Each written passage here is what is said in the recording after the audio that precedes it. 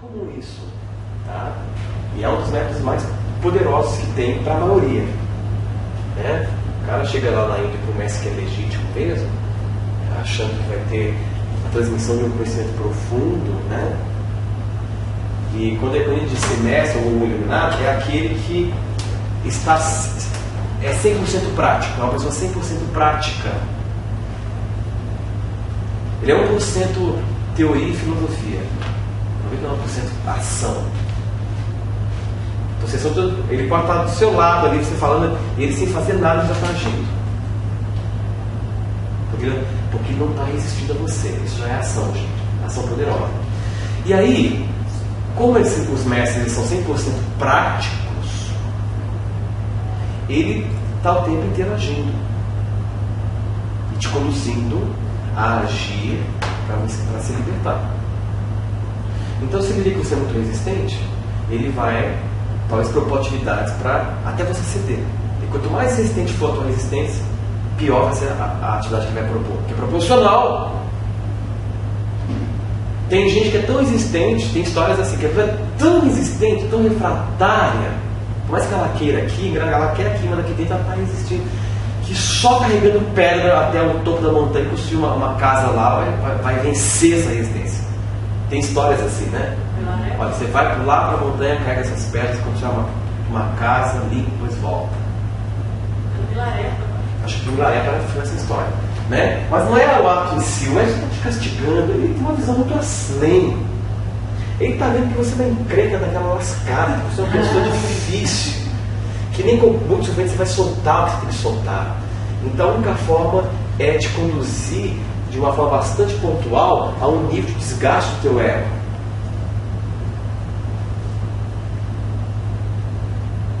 Aí o teu fala assim, chegou um discípulo, mestre, eu estou aqui porque eu quero moksha. Moksha em sânscrito quer dizer liberação, ou salvação, ou iluminação. Quero moksha. Aí o mestre responde assim, vá e depois me diga quem está te prendendo.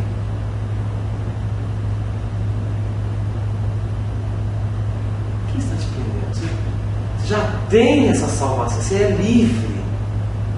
Você quer se libertar do quê? Ele respondeu assim, vá e me diga quem está te prendendo. Ninguém. Entende? Ficou uma coisa simples.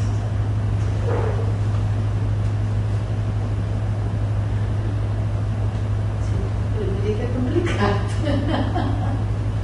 É É simples. complicado. Por que é complicado? É simples, mas é complicado. Na essência é simples. Se torna complicado quando nós É fazemos uma nossa leitura É. a partir da mente. É. Fica muito complicado. Tudo fica complicado quando você lê com a mente. Tanto é que, à medida que você vai ficando mais solto, mais livre, vai reconhecendo a tua liberdade e vai aos poucos gostando da ideia de não existir para ficar mais conectado com esse momento, com agora, né?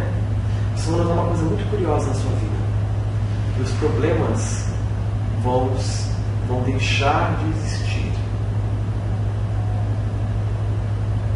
Por quê? Porque aquilo que a gente conceitou como problema é um ato de estabelecer uma relação mental com aquilo. Você percebe que o problema só é problema quando você projeta o impacto daquilo no seu futuro? Não é?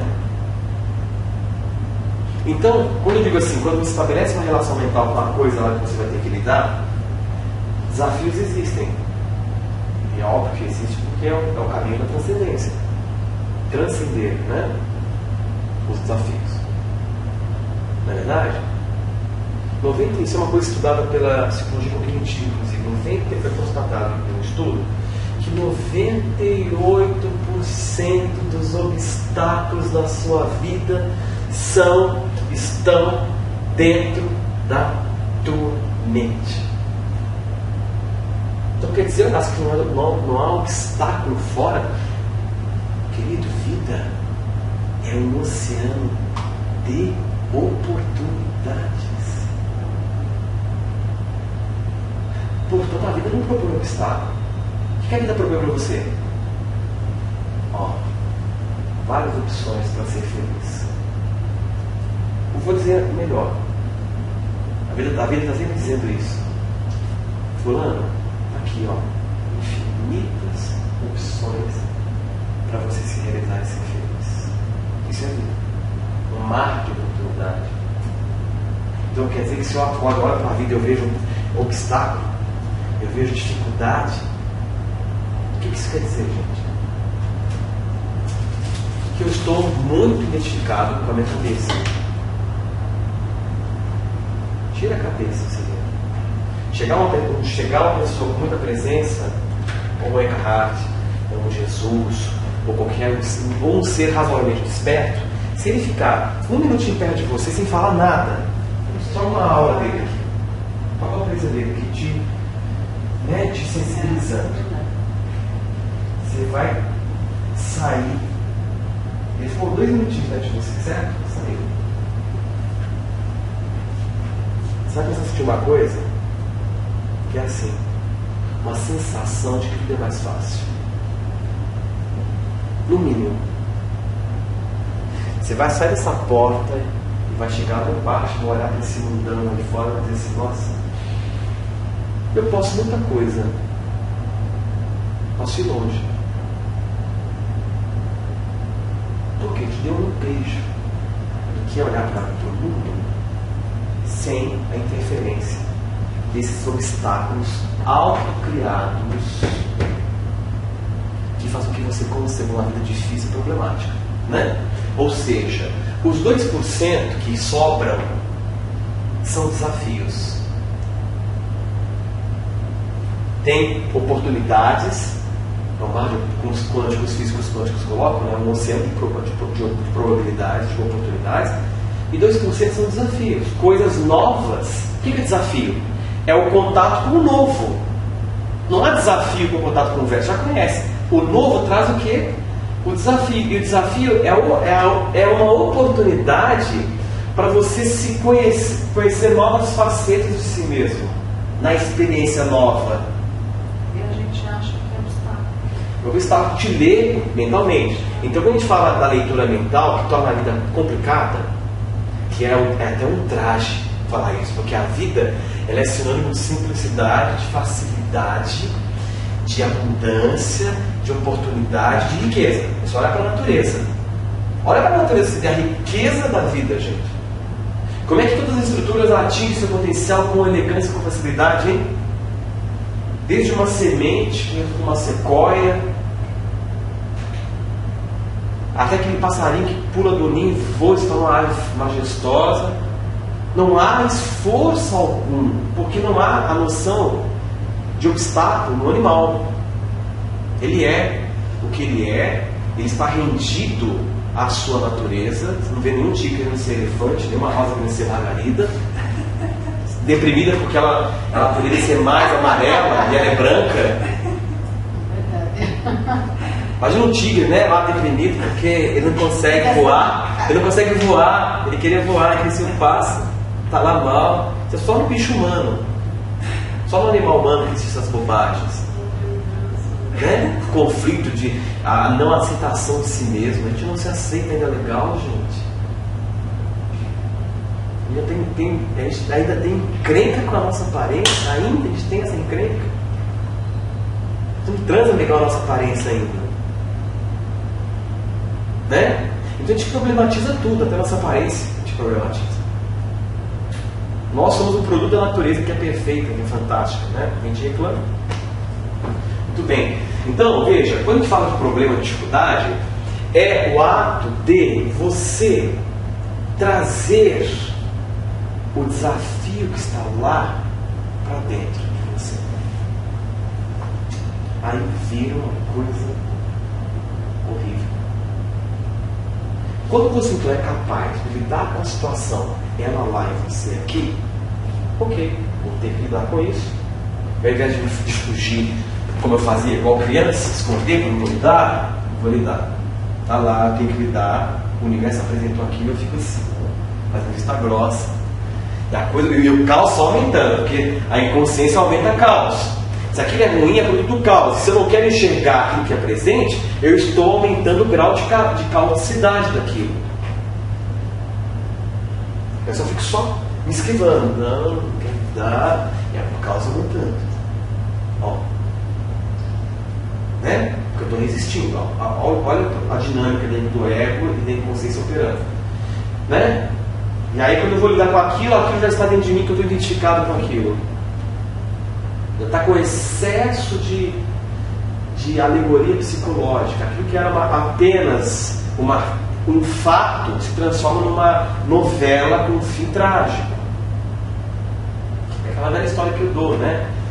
Você chega lá, ela constata que roubaram o carro dela. Roubaram, tá? Fato é isso, roubaram o carro. Acabou minha vida. Ai meu Deus, já se viu. Gostei para comprar. Olha o excesso. Reação.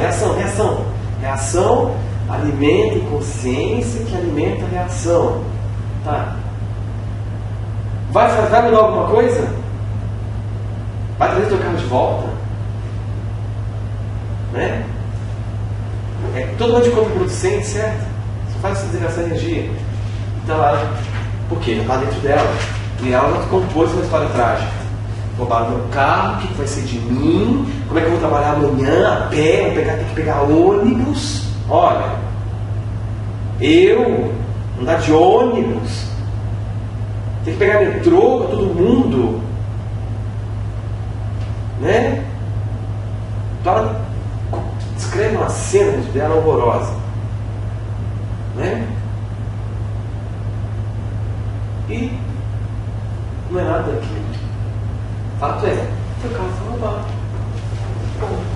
Ponto. É mesmo, né? Eu dou um jeito de vamos embora. Pega o táxi, não tomo assim. Olha o que eu faço. Certo. Estou trazendo já transformação. Está transcendendo aquele episódio. E o mais importante, diluindo parte da inconsciência que provocou aquela perda. E quer saber? Eu vou ainda mais além. Na verdade, o mecanismo mais profundo por trás que eu falei, por algum motivo, a onda benevolente, amorosa, provocou aquele episódio para te libertar de alguma coisa que você não quer se libertar, que dá implementa esse movimento.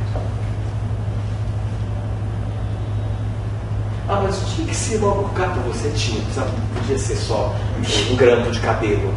Tinha que ser um carro, tinha que ser enxada, é insistente, é resistente. Você não podia perder só um grampo de cabelo, tem que ser um carro do ano de preferência. Que só assim você vai ceder um pouco da tua vida. E de repente o que ela está resistindo, que fez com que ela perdesse o carro, foi, sabe o quê? A resistência de ser humilde. Você está muito no orgulho. Isso está te aprisionando. Eu quero mais para você. Não quero só essa coisa aqui. Ela acha aquilo o máximo. O universo aqui é muito pequeno. Isso aqui não é nada. Eu quero te livrar disso aqui para você ser algo grande de fato.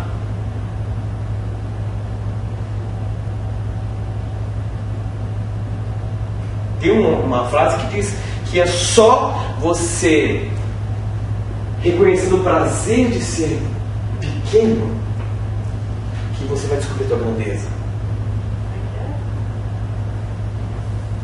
Pequeno sentido, né? De se libertar dessa coisa que te diz que você é mais do que os outros. Se libertar desse conceito egóico. É só descobrir o prazer de ser pequeno que você irá então reconhecer a tua grandeza. Descobrindo o prazer de ser pequeno, ou seja, como é gostoso não ser ninguém.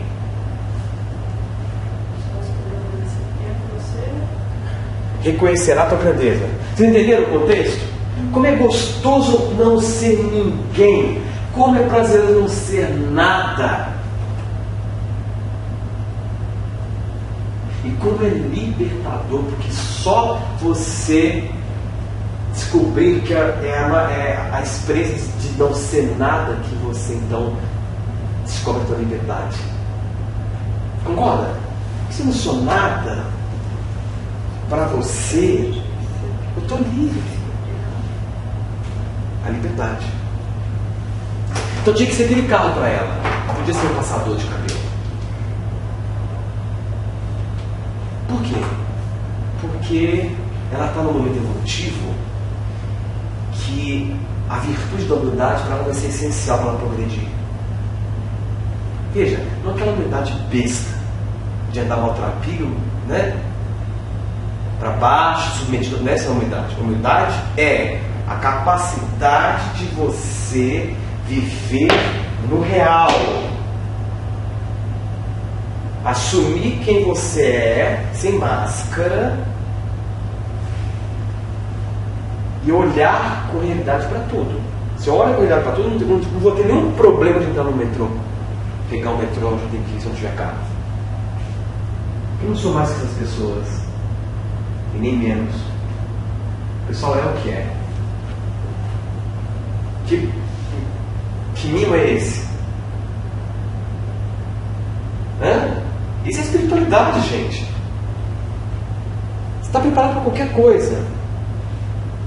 Sem carro com carro, faz diferença para mim. Porque eu sou pleno a partir de mim, eu não preciso de um carro. Tudo bem, o carro é legal, me traz facilidades aqui. Mas a ausência dele não vai roubar a facilidade que eu tenho comigo e de lidar com as coisas. Então, para ela, precisava ser o carro. Para demolir a estrutura de orgulho no psiquismo dela, que a impede de estabelecer contato com a realidade, com quem quer que seja, de igual para igual. Posso ter um carro lá em cima da empresa, mas eu não sou melhor do que você enquanto pessoa. Somos da mesma raça. E se eu estou nesse planeta com você, estou no mesmo pé que você. Uns estão um pouquinho melhor, outros um pouquinho pior, mas está na média. Encarnou aqui, está na média. Não tem nem mais, é verdade, não tem nem mais ninguém. Se for um pouquinho mais da média, você não consegue mais voltar para cá. Não tem liga. E se estiver muito ruim, também não tem liga. Vai para um planeta pior. Então aqui é assim, ó. Média, um pouquinho melhorzinho, um pouquinho piorzinho, tá todo mundo no bolo.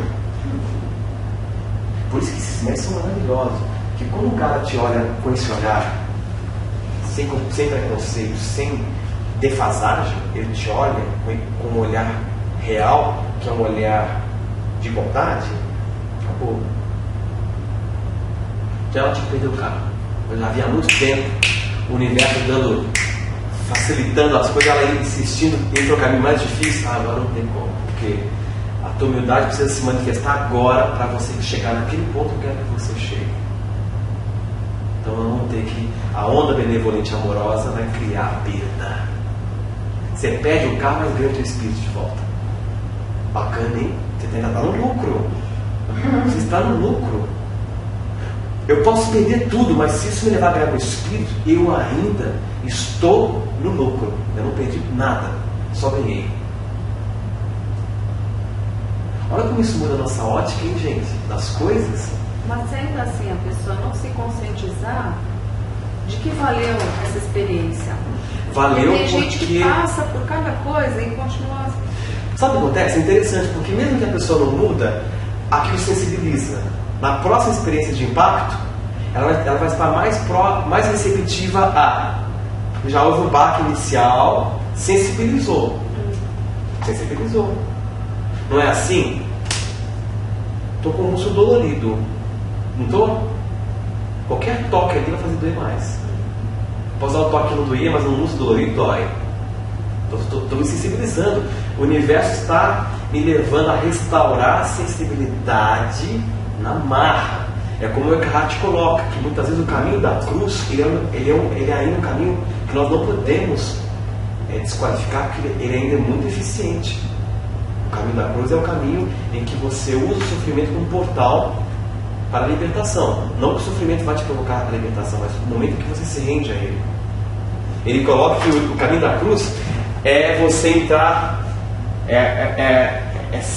entrar nos portões dos céus esperneando e gritando.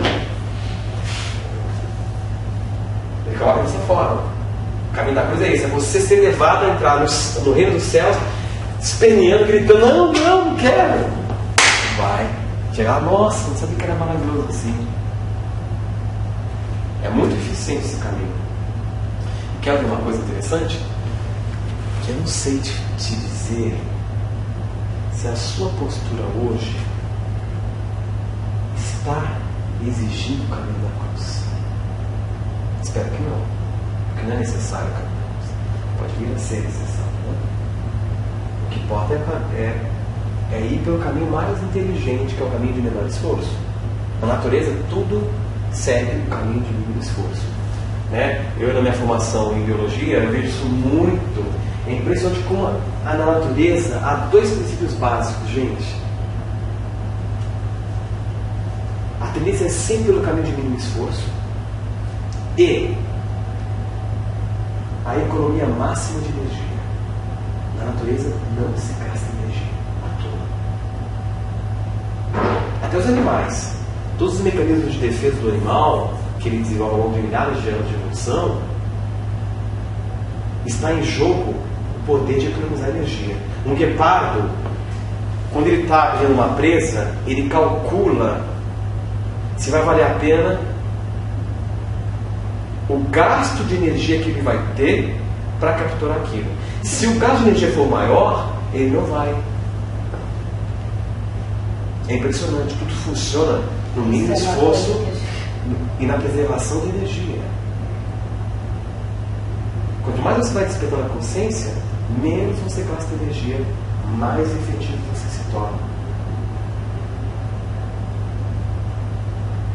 Portanto, obviamente que a reação é um ato extremamente desgastante.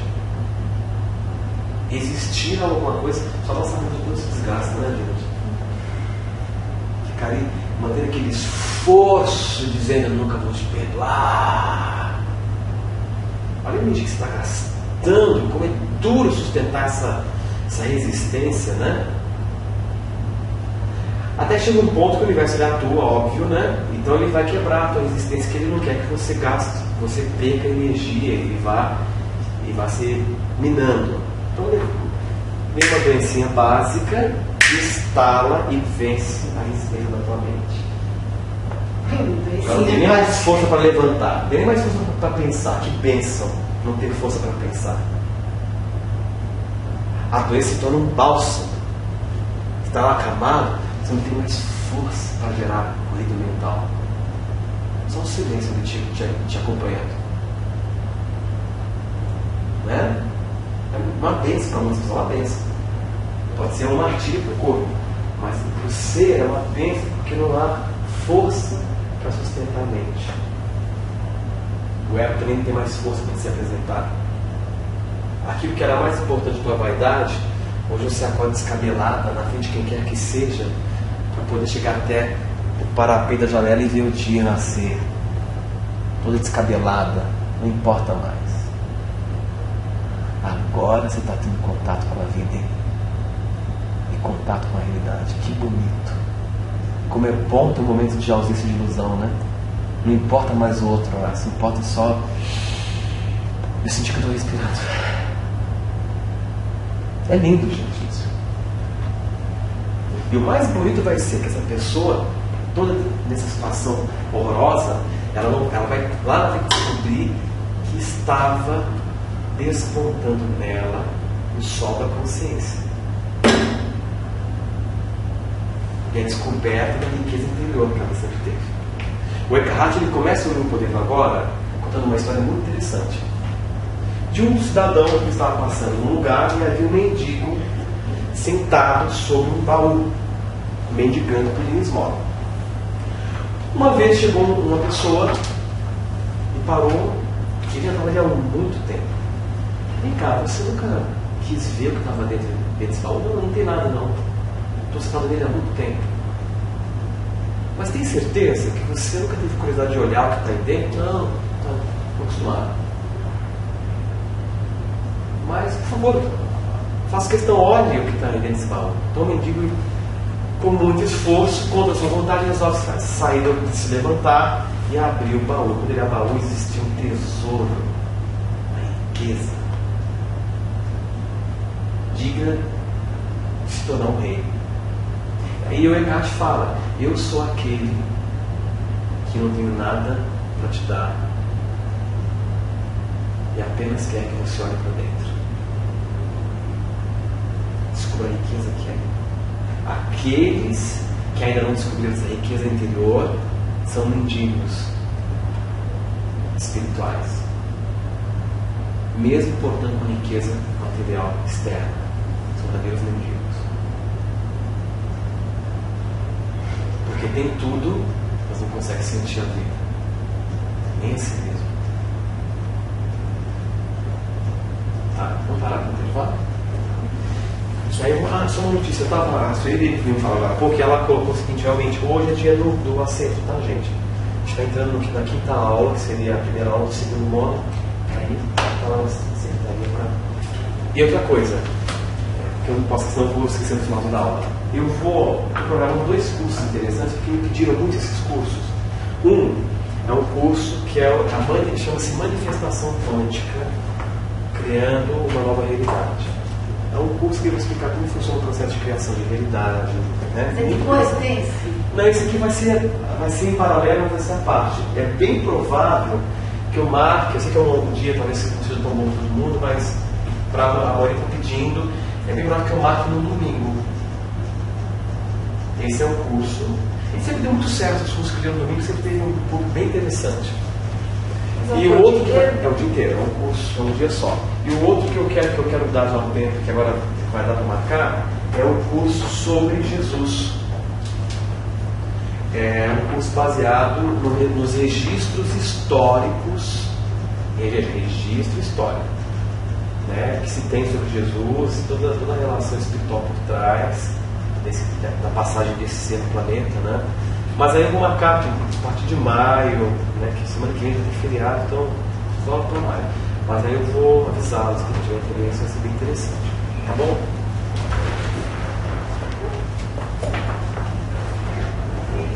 Porque na próxima hora a gente vai começar a mergulhar um pouquinho mais a fundo, para a gente começar a falar do corpo interior, né? E começar a entender como funciona o processo de. Agora faz uns 10 espíritos, gente. Como funciona o processo de você, aos poucos, dominar a arte de viver no agora, né? Tá? Então, para a gente fechar, na última aula eu comentei sobre mente espiritual e mente egóica. Então, veja, o conceito de mente egóica, isso é só para a gente recapitular, para fechar o que estava passando para vocês hoje. Nós, boa parte do tempo, nós operamos no módulo de mente egóica, certo? E é importante sempre de lembrar uma coisa, que a mente, ela não é o fator. Uma coisa aqui, começa a respirar, é um processo. A mente egóica não é, a mente em si não é um fator de desequilíbrio, tá? O que causa o desequilíbrio é o nível de relacionamento que nós temos com ela, entendeu? Então, se eu estou vivendo num estado de identificação com a mente, eu torno a mente disfuncional, e aí nós vamos ter todo esse problema que nós estamos lidando, que é a formação do ego, né? O conjunto de comportamentos e sentimentos que me colocam em oposição com a vida. Não sei se você já deu para notar agora com essa base que nós estamos trabalhando, nós estamos boa parte do tempo alimentando uma oposição com a vida, nos opondo à vida, né? Boa parte do tempo. Os sentimentos negativos, eles significam isso. Cada sentimento negativo que eu tenho significa que em algum momento, eu estou me opondo, gerando algo que me leva a me opor à vida. Tá? Isso é muito interessante. Né? Porque um sentimento negativo é um sentimento que me leva a negar algo. Negatividade vem de negação. Tá? E isso é sempre o resultado da operação de uma mente egóica. Tá? Agora, como eu converto a mente em uma mente espiritual? Como eu devolvo, em outras palavras, como eu restauro. Já foram quantos? 5 ou 6? Eu não contei, mas foi bastante. Bastante. Tá? A gente desliga. Vamos desligar. Tá? Quando eu digo assim, o que eu faço para tornar a mente egóica espiritual? Se você for observador, sem se envolver com o que passa na sua mente, pode ser um caminho? Ou seja, como eu faço com que a minha mente volte à sua condição natural? Olha que interessante.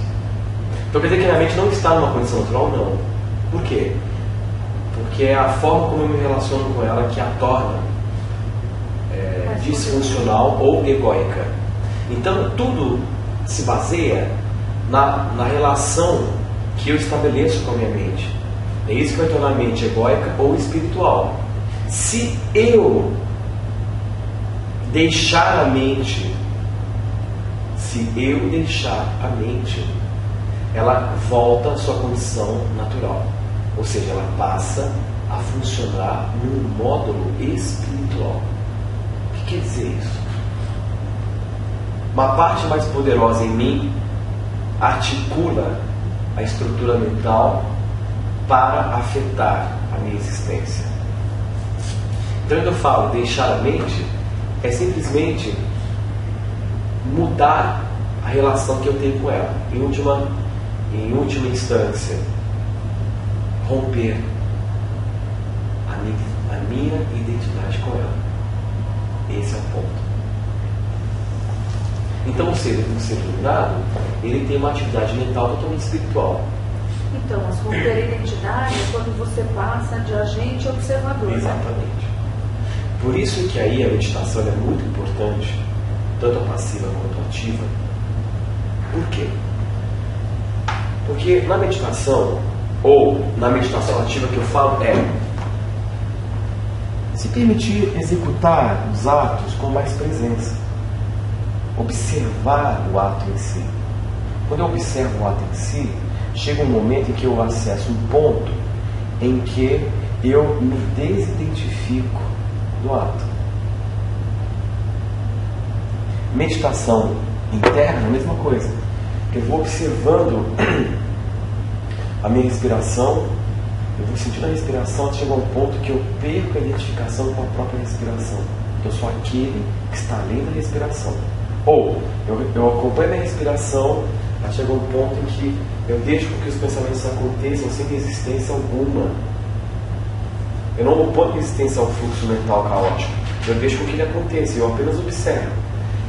Então, quanto mais eu faço isso, chega um ponto que eu ganho uma profundidade tão grande que eu reconheço que eu não sou aquele. Eu não sou aquele pensamento. Aí cria esse espaço entre mim e o fluxo mental. Quando cria esse espaço, a mente para. Não vá. Não há nem aquele que medita mais. É só meditação. Não há. A meditação genuína é aquela em que não há um meditador. Por isso que é tão difícil de entender meditação. Desconfie daquela pessoa que define a meditação para você. Não posso. Ela não sabe o que é. Aquele que realmente medita, que teve a experiência da meditação genuína, você vai perguntar o que é meditação, ele vai ficar, ele não vai responder. Porque ele compreendeu que é uma coisa que não tem definição. Tanto é que o termo em sânscrito, dhyana, D-H-Y, dhyana, né? Em sânscrito quer dizer eu sou meditação. Essa é a tradução mais próxima da palavra em sânscrito para meditação. É. BH. BH. Y, A, Diana. A-N-A. O H tem som de R, né? BH, A-N-A. Então, na tradução, se você fosse traduzir de forma mais real, mais clara, seria assim: sou meditação. Aí eu te pergunto, né? Explica isso para mim, o que é isso? Mas pode falar sobre a técnica que você usou, não sobre o estado. Mas é que tá, é como o Eckhart fala, aquele que medita, para você chegar na meditação, no estado de meditação genuíno, você já deve ter descartado, inclusive, a técnica. Porque a técnica, em última instância, ela vai se tornar um empecilho para se atingir a meditação. É louco, né? A coisa é muito sutil, gente. Você vai se usando técnica, aí você vai perceber que a coisa não é técnica, a coisa não é foco, a coisa não é concentração, a coisa não é contemplação, a coisa não é reflexão. Se não é concentração, se não é contemplação, se não é reflexão, o que é meditação? E se o meditador, para que a meditação exista, o meditador tem que desaparecer nela, você tem que se fundir, você tem que ser a meditação. Então é uma coisa que a gente não vai entender. Você precisa, aos poucos, refinar, acima de tudo, as suas atitudes no dia a dia, para que você, ao sentar, você não tenha potencial de inconsciência para ser diluído. Porque senão você fica dando ciclos. Meia hora meditando, 18 horas de caos e inconsciência. Então, os 30 minutos de meditação vai ser para você decantar o que você gerou de inconsciência ao longo de um dia. Que é ótimo, porque você vai se aliviar muito. Agora, se você já está nesse ritmo em que no seu dia a dia você já tem uma posição mais sutil, para valer, na hora que você sentar, não há potencial de inconsciência para ser diluído. Então, todo o processo que você gera ali vai te levar para um nível mais profundo. Entendeu? Por isso que assim, boa parte das pessoas não estão prontas para a meditação, porque a forma como elas vivem não é sequer um ensaio para a meditação. Tem que mudar um pouco o modo de viver para a meditação, para você chegar na meditação. Não adianta usar técnica, pode ser um mestre Lu Xingan Tin Kong, que traz o método mais eficaz. Adianta. Porque é uma coisa muito abrangente. Há que se ter um compromisso para tornar o teu nível de relacionamento com o mundo mais sutil. E essa sutileza começa quando você é capaz de fazer o básico. Ela começa quando você é capaz de verdadeiramente compactar a realidade. Olhar para ela de frente. Não querer que ela seja diferente, com até rigor. Olhar para a pessoa e dar espaço para ela ser o que ela é. Se dar espaço para ser. Né? E o sintoma claro disso é quando você percebe que você não se queixa mais de nada, não reclama mais de nada. Então, esse é o grau de sutileza que nós temos que galgar, que é o primeiro passo. Se eu não consigo contactar com a realidade aqui fora, imagine contactar com a realidade do meu ser. Esse parar de reclamar é muito forte. É, mas não é que parar de reclamar que você costura a boca, mas está reclamando mentalmente. É profundo, é uma coisa que não tem mais esforço. Vem pela inteligência, pelo conhecimento de que você sabe que o caminho que te leva a uma relação harmônica com a vida é o da não resistência, é da aliança com a realidade. Gente, como nós somos deficientes nisso. Eu vejo que eu já atendi num universo de 100 pessoas, de 1000 pessoas que eu já atendi, 998. 99% tem essa deficiência. Como a gente tem dificuldade de realmente estabelecer contato com o real ainda. Não aceita, né? É incrível o nosso nível de não aceitação das coisas, de tudo. É o tempo inteiro se frustrando, porque a coisa nunca vai ser como a gente quer, do jeito que nós queremos, boa parte do tempo, não. Né?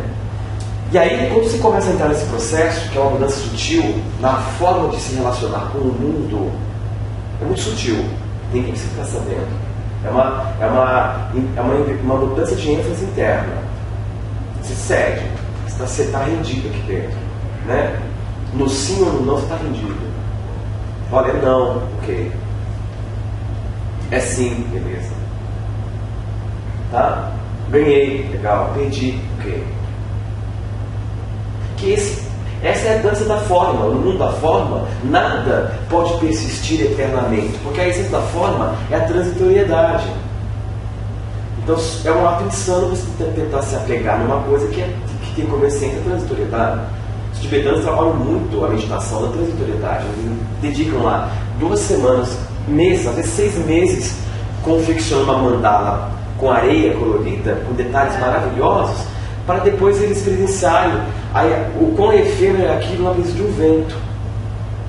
Então a meditação que eles fazem é realizar, dentro do conceito do inglês, de compreensão, a transitoriedade, vendo que aquilo que levou 6 meses para ser construído, com tanta delicadeza, é dissipado em frações de segundos com um vento forte. Isso é muito comum nos mosteiros tibetanos, essa prática. Então eles aplicam com toda a presença, cada ponto da mandala, aquele pozinho colorido, fica lindo, né? Com muita presença eles fazem aquele trabalho, com muita veneração, honrando, né? A forma. É uma coisa que eu vou falar numa próxima aula. Honrar o mundo da forma. Tá? Porque o mundo espiritual não é só do lado de lá, é aqui também, tá tudo fundido. Então, eles fazem com tanto amor aqui, com tanta presença, tanto respeito, e eles também honram a fugacidade daquilo. Quando o vento passa, eles estão venerando, não opondo resistência ao fluxo natural da transitoriedade. Tudo que existe deixará de existir no mundo da forma, né? Então é muito importante frisar isso que eu estou colocando, viu, gente? Vamos sair daqui com essa mentalidade, né? Que é a importância de tornarmos a nossa relação com as coisas mais sutil, menos densa, para que a luz da consciência possa extravasar pelo ato, né? Se posicionar de forma mais sutil. Tá? Você falou que as outras 18 horas do processamento da meditação é já para diluir e você usa um termo legal.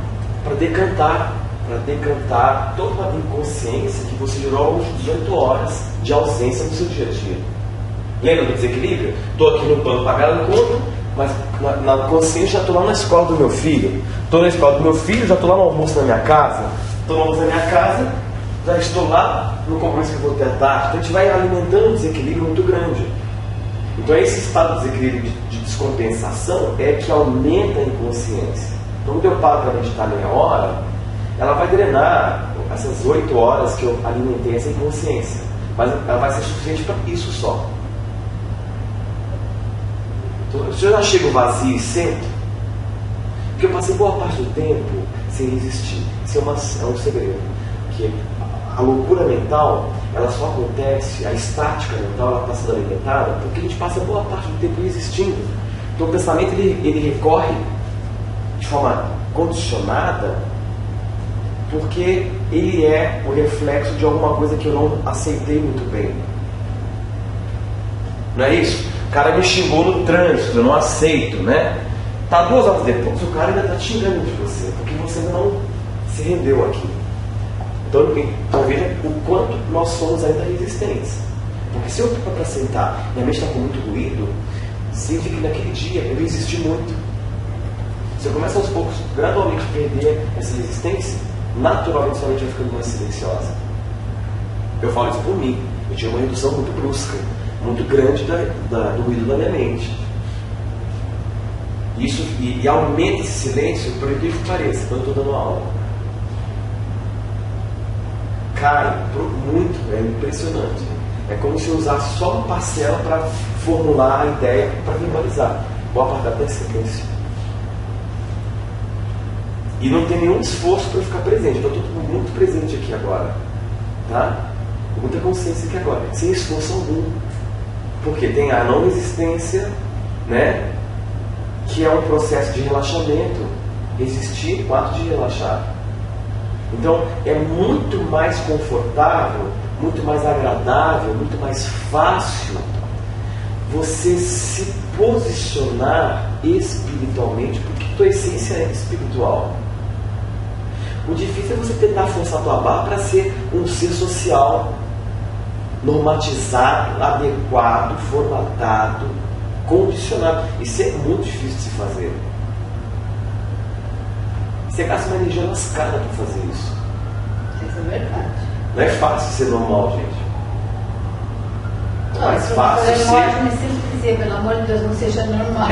É mais fácil você ser natural. Ser normal é difícil demais. É um preço muito alto que a gente paga para nos enquadrar, para nos adequar, para nos formatar. Né? Tudo bem, você se ajusta porque você vai usar inteligência de ser. É claro, você não vai andar na rua sem roupa. Sendo que a norma é andar com roupa. Você não vai fazer uma coisa dessa que tem implicações práticas. Você vai preso, etc. Isso é o mínimo de vocês que a gente tem que ter. Mas quando eu falo de não se ajustar, perder o ajustamento para se ajustar internamente, isso. Né?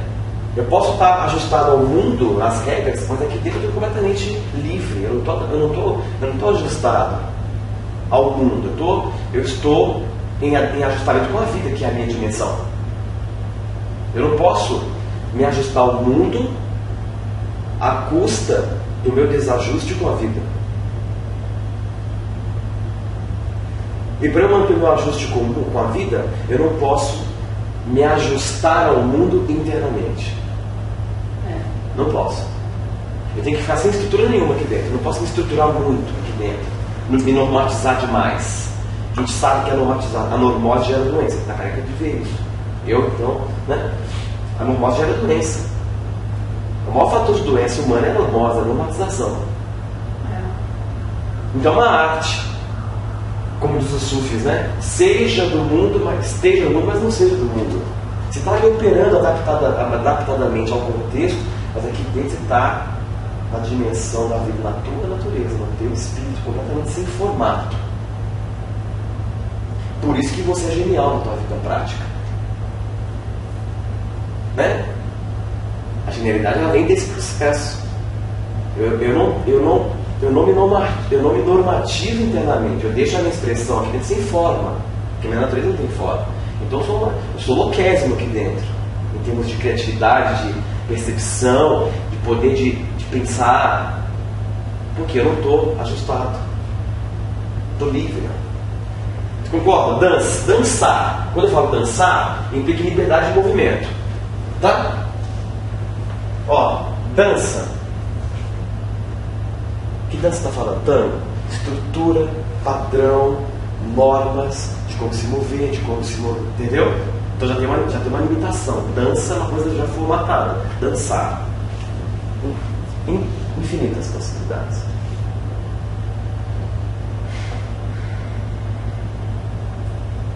Viver. Infinito. Ser. E ser, gente. Né? Incrível.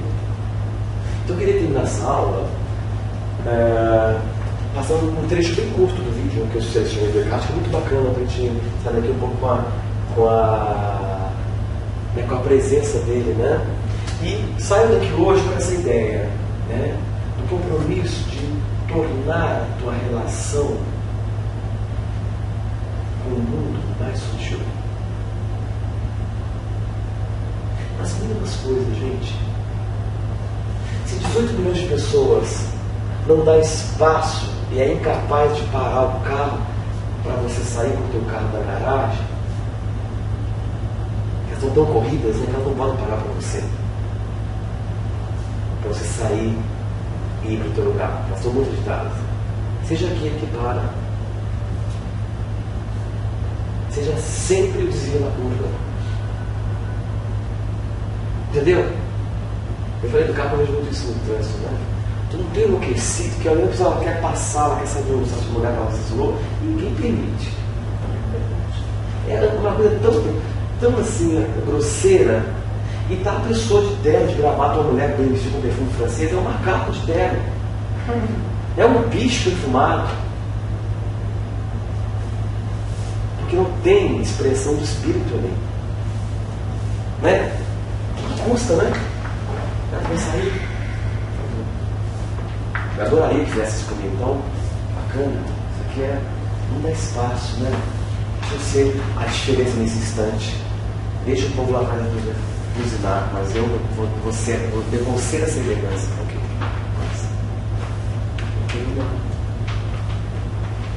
É assim que a gente está criando harmonia nas coisas no dia a dia.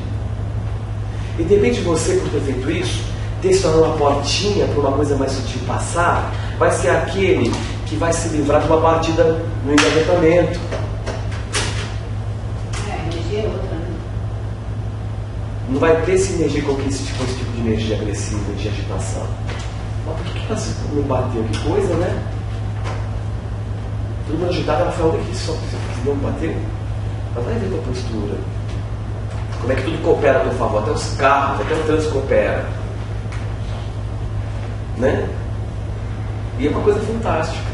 Então por isso que eu volto a afirmar. Vocês vão ver agora o meu card falando, que é incrível o que ele vai falar.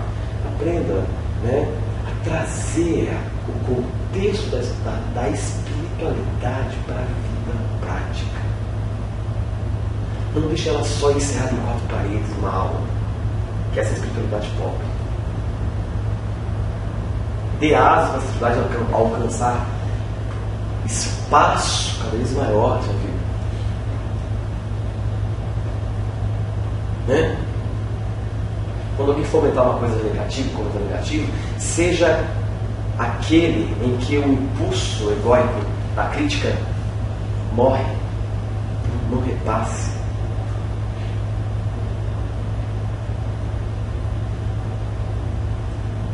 Se você quer que o ego morra em você, todo impulso egóico seu, onde quem quer que seja que passe, você deve morrer. Em você. Uma crítica, um comentário destrutivo, né? Então, é isso em essência. Mas aí tua autoestima tem que estar boa. A autoestima é uma consequência natural. E não se aprende a ter autoestima também. Você não vai aprender nunca a ter autoestima. Ou você que dá esse condições para o teu espírito chegar aqui, você vai ver com a cabeça para baixo. Não se aprende com autoestima. Fazer curso de autoajuda, fazer técnica, não se aprende. Porque é espírito. Ou ele vem para fora ou não vem. Entendeu? O que eu estou propondo aqui na psicologia da iluminação, que eu acho que propõe exatamente o processo que vai alavancar essa virtude maior em você. Né? É uma coisa gradual. Mas vamos passo a passo. Angariando essa visão mais ampla do que a gente está trabalhando, que a coisa vai ficar bem clara, bem natural. Tá? Vamos ver o seu videozinho? Deixa eu fechar. Tá aqui no ponto, só vou ligar.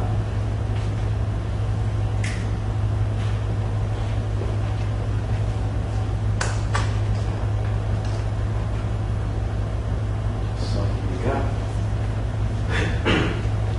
Esse aqui é um trecho do filme que eu gosto muito. E Eles têm para vender aí? esse tem. Aí eu comprei, mas eu não assisti. Como é que chama? Não, esse aqui é um outro. Esse Esse aqui é um trechinho. Tem. Esse aqui é um trechinho do Segredo da Felicidade. Ah, eu vi esse filme, eu não acabei de ver, não deu tempo. O Segredo da Felicidade? Eu vi o comecinho só. Vamos lá.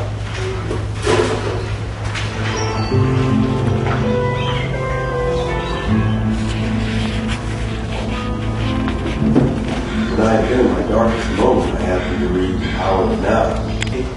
Ele atingiu esse despertar, permaneceu apenas um pensamento que insistia em ficar presente dentro dele. Né? E sabe qual era esse pensamento?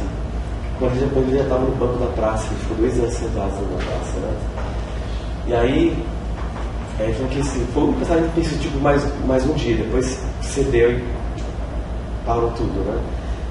Que era o pensamento da mente dele dizendo assim: como é que você consegue ser tão feliz? Olha que interessante, né? Que ele estava na praça, no banco, sem nada.